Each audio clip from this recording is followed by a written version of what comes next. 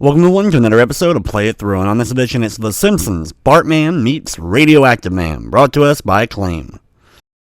Bartman meets Radioactiveman is the third of the Simpsons licensed games for the NES. The other games released prior were released on a lot of different home consoles, where Bartman meets Radioactiveman was only also released on the Game Gear.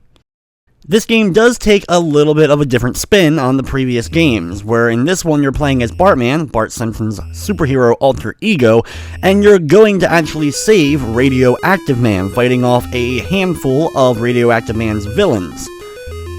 So here we go with Bartman meets Radioactiveman for the NES. When we start up the game, we get our opening story before jumping into the first level.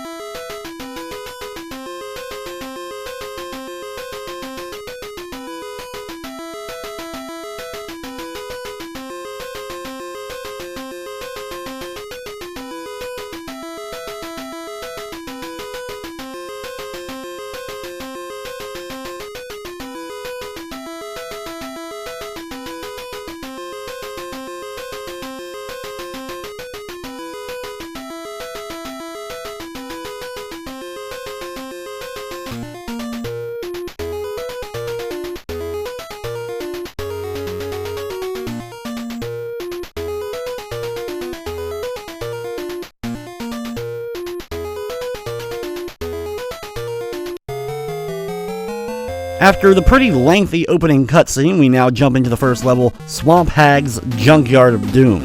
The first thing you'll notice in the game, and one of the most disappointing things, is the control scheme is the same as it was in the previous two NES Simpsons games, and this takes a while to get used to, with you having to hold the jump button in order to run, and then releasing it in order to then press the jump button, and in order to do long distance jumps, you have to press both buttons at the same time.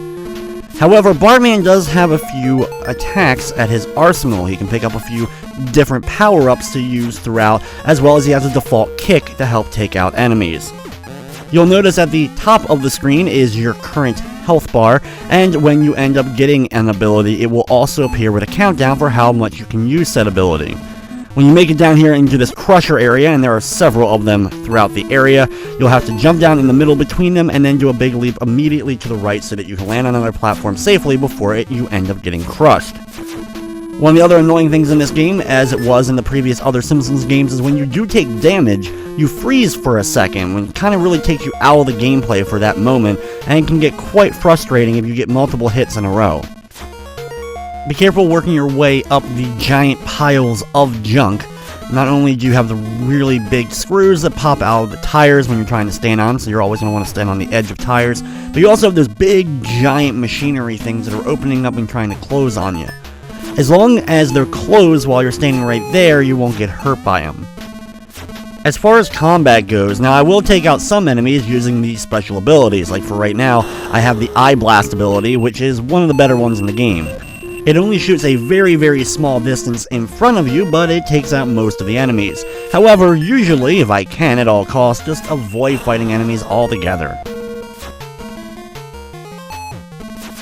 Bartman meets Radioactiveman is broken up into 3 different levels with 3 different villains for you to battle at the end of the levels. The levels are broken up into multiple different areas, and the gameplay does change up a little bit, while most of it though is this kind of stagnant, very slow moving platforming segments. you're going to notice that it looks like the exact same junk piles and background items over and over again, and that's because it's true. We're not actually looping back around or repeating areas. It's just pretty much the same thing as you're traveling through the stage. You can make a big giant jump down here so we can avoid some of the objects, like the gears popping out of the tires. When you make it down here, you have another one of the giant crushing things, so quickly jump out of that. It's kind of weird how the screen kind of like locks on to that area, and you won't be able to scroll it until you're able to jump back up to the top portion of that. However, right after one more rabid dog inside the junkyard, we're in the next area. Now this area is quite confusing. It's a little bit maze-like. Not nearly as bad as mazes we see in other NES-style games. However, this one can still be quite frustrating to get through because everything, well, looks the same. Work your way down here, you'll find these moving up and down platforms. Sometimes they'll be frozen. You'll have to avoid getting hit by the fire that they end up shooting out at you. Take out this guy here with a combo of attacks if you need to, and then start climbing up the pipe to the left, watching out for steam that pops out of it. In the next open area, drop on down to the bottom, and you can climb up and go into the left passageway. Now here, you'll have to stand on this platform and wait, sometimes quite a little bit, for this platform to lower back down. It'll then go over to the far right where you'll have to avoid its fire, so be careful of that or jump over it, and then finally it'll come back so you can actually ride it up, and then the other platform will show up, allowing you to jump to it and continuing up. It took me a while to actually figure that out because I was standing there and I was like, why isn't the platform moving at all? So I ended up leaving and then having to come back and be like, oh, it's moving now. I didn't notice that before. Drop all the way down here, but you gotta be very careful. You cannot drop down all the way in one go. The screen will end up running out on you, and you'll end up losing a life if the screen ends up outrunning Bartman himself, so you have to be very careful when dropping. This game is not very well programmed at all, and you'll notice that as soon as you kind of start playing the game, so you kind of have to adjust to those factors and get used to kind of like dealing with the little nuances such as the screen not scrolling fast enough when falling down ledges. Drop down here, thankfully it's not a far drop so you don't have to worry about what we just mentioned, and then run over to the far right. Sometimes you may have to stop along the way to avoid a laser, and then you want to jump up here and wait once again for this platform to slowly move down so you can jump on it and then ride it up. After waiting for what seems like forever, it will finally rise, and you have to actually jump to this pipe kind of sticking out of the wall. Wait for then the next platform to finally come back down. This also took me a while to realize I could actually land on those little pipes. Once up to the top of the area, run over to the right, watching out for all the drops coming out of the ceiling. In the next segment, you're going to jump over to the next two platforms all the way to the right. You're probably going to get hit by the fire, but that's okay. Just land on this platform and then ride this one all the way up to the top.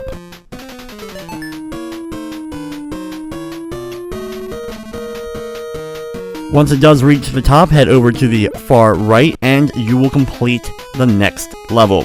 Now, this next segment is a scrolling flying area. Here, you're going to have to take out enemies along the way and survive for a substantial amount of time while doing so. It may seem like the enemies are just kind of looping once again, just like we did in the Junkyard level, but trust me, you are making progress. Throughout this segment, grab some of the power-ups like the cold ability, which is a little bit better than the lightning ability, and will take out the flying enemies, the more annoying ones like the float and hover around here. Unfortunately, you will have to kill these guys or you won't be able to make progress, and it feels like they just endlessly keep coming, but eventually they will stop.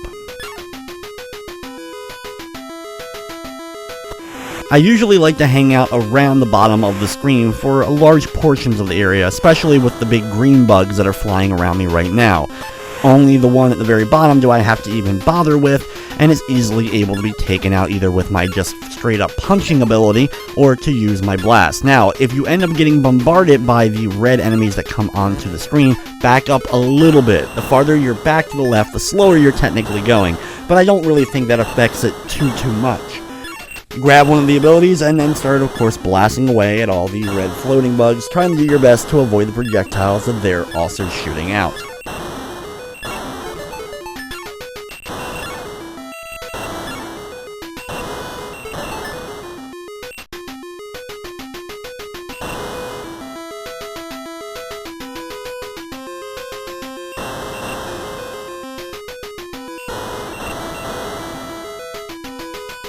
Eventually, the enemies will change up a tiny bit as you'll have to deal with these green bat enemies.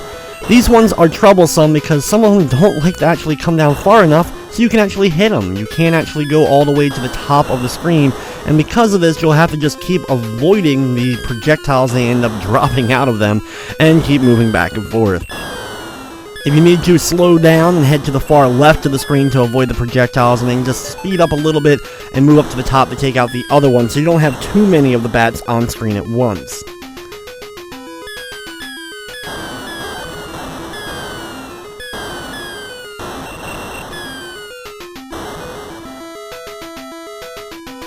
After what feels like forever, you'll finally reach the end of the area. Now, it's time for the first boss. Now, this is a little bit of a pain. Basically, what you're going to have to do is use your Cold Blast ability to hit the objects being dropped down from the trees to create platforms. When you run out of the ability, because you can only have 5 at one time, another one of the ability will immediately drop and go right to you. It'll take a little bit of practice, of course, to get used to actually climbing up the trees, so take your time while doing so, and even if you just have to create a platform right next to you just so the other one doesn't go away, just do that. Eventually, you'll start seeing the swamp hag itself at the top. What you'll need to do is actually jump up to the platform with the swamp hag and then start punching or attacking it from this position. After only a couple of hits, you'll knock it off screen, but if you don't jump up to that branch and attack it, you won't be able to defeat the boss. After the swamp hag is defeated, we move on to the second level.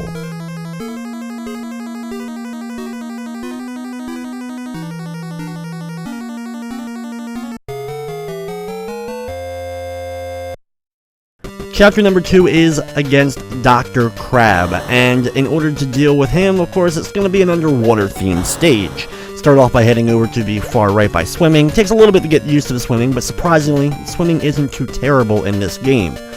Along the way, though, you're going to have a lot of starfish, tentacles popping out of the water, as well as mines that will explode when you get near them. A little bit farther in, you're going to have these giant subs coming towards you, hanging out towards the bottom of the ground during the sub parts, as most of the subs, not all, but most will actually go above you, and you don't have to actually avoid them at all.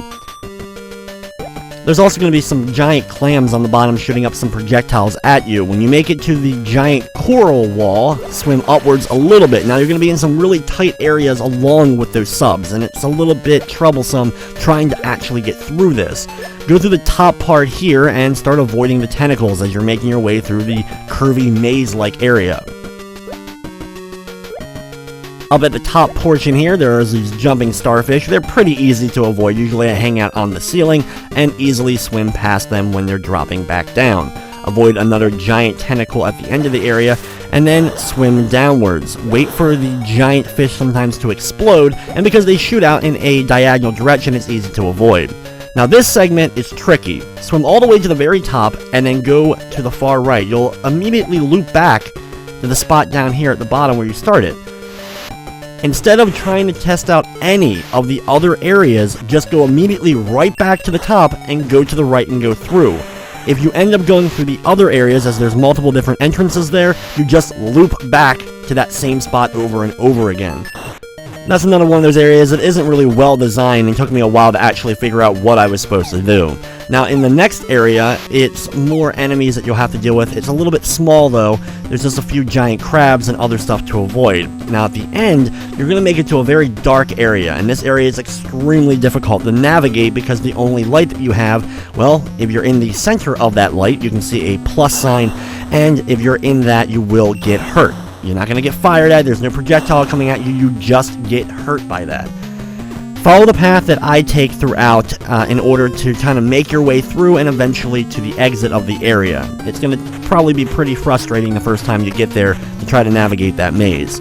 Right after that is more of the area we had before that maze, with the giant large crabs trying to close you within their claws, and a few other enemies and the mines set up as well. If you're fast and quick past the mines, they won't blow up until they're off screen, and eventually you'll come to another one of the exits.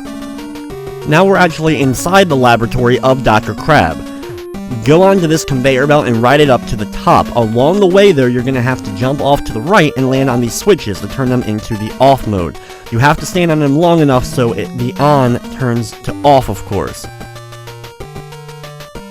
You don't have to jump on the non-labeled ones, just the ones that say on or off.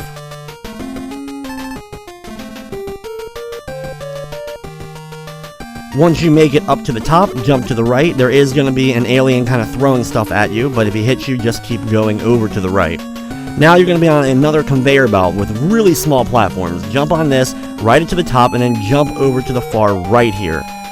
Just fall all the way over. Thankfully, the screen can actually keep up with you this time, and we can land safely on a platform down here. Landing on this platform will actually allow us to get the letter B, which gives us the ability to fly. Grab the extra life in the lower right corner, and then fly up to the exit of the area, and now you're in the boss chamber. Now for the boss fight, what you'll have to do is wait for Dr. Crab to do his lunging downward attack at you, and then you can do a punch up to him in order to bounce him. There's two ways to do this. Either you can wait for him to come far away from the right wall and then punch him, or you can actually punch him away from the right wall, and then on his comeback, you can then punch him into the wall. In the second area of this, the crab little enemy that's moving across the bottom can be a lot more tricky to avoid. Hopefully you have a little bit of health, so you'll be able to still punch at Dr. Crab and knock him into the wall. Jump over the crab on the ground itself if you can, and then just continue launching crab into the wall. It's a really simple boss fight overall. You just have to go through a couple of the rooms. This is the third and final room for the fight. Just punch him into the wall 3 times and move on to chapter number 3.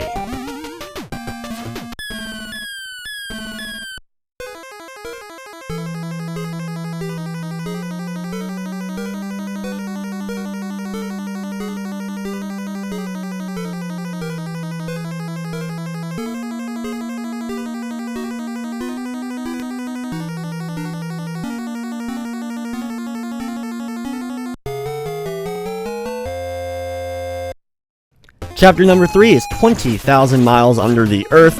When we land, we're in a big, giant volcano-like area. Start off by heading to the right, avoiding the fireballs that are popping out of the little mini volcanoes. Over to the right, you're going to find this giant wall, which you'll have to punch and kick at in order to destroy. Once you've done that, drop on down to the bottom and head over to the left side, destroying the next wall that you come to. Of course, you're going to want to jump and avoid the lava so you don't end up taking damage, but sometimes it can be really tricky to dodge the flying enemies as well as the lava. Now drop down here in between these two little mini volcanoes. You won't die, and you can actually stop your progress while falling through in order to avoid projectiles, and that's what we're going to have to start doing here.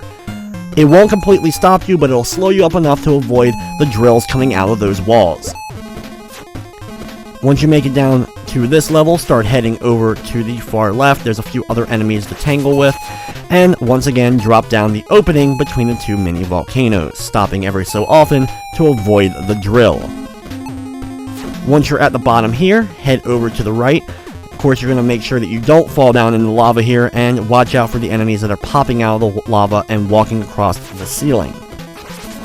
After a couple more mini volcanoes, drop down here between the broken bridge in order to get the power up that'll allow you to start flying. And now with the flying ability, just head over to the far right and fly as far as you possibly can.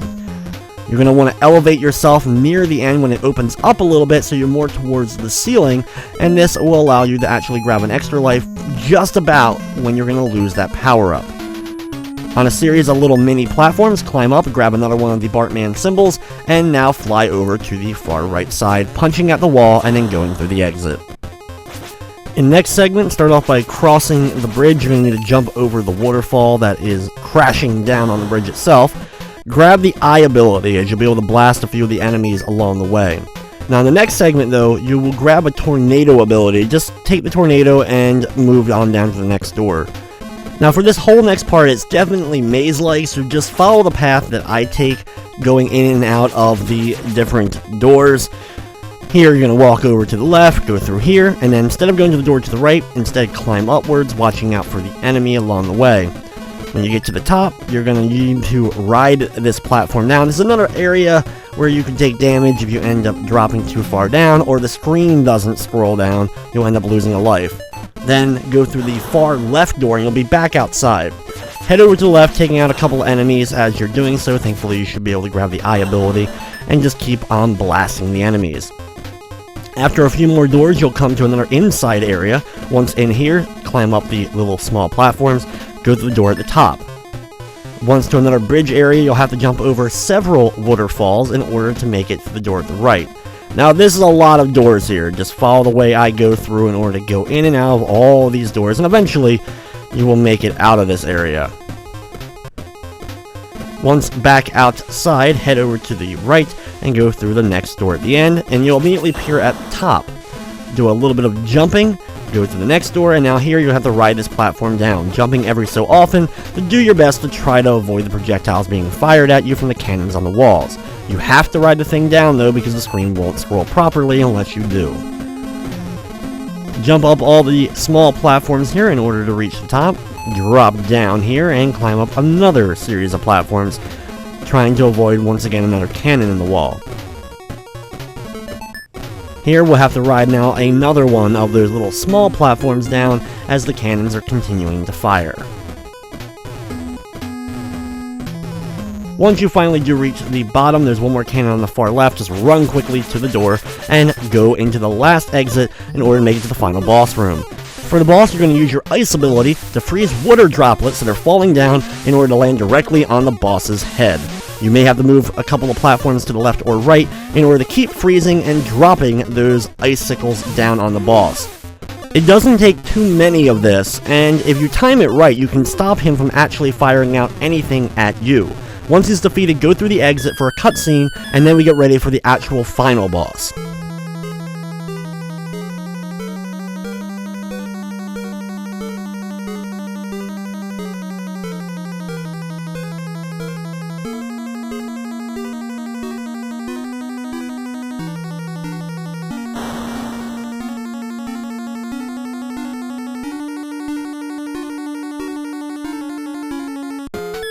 Now for the final boss, Radioactiveman will drop down a lightning move, and for this what you have to do is fire a shot that will bounce off of the machine, go up, hit Radioactiveman, and then it will bounce off of him and hit the device in order to do damage to it. It's kind of convoluted, you can't just jump up and fire directly at the machine. I don't know what bouncing it off of him really adds to it. But if you stay on the far left side, you can easily avoid the boss by jumping over his projectiles and ducking when he gets close to the left wall. Once he's defeated though, you can sit back and enjoy the ending, the Bartman meets Radioactiveman.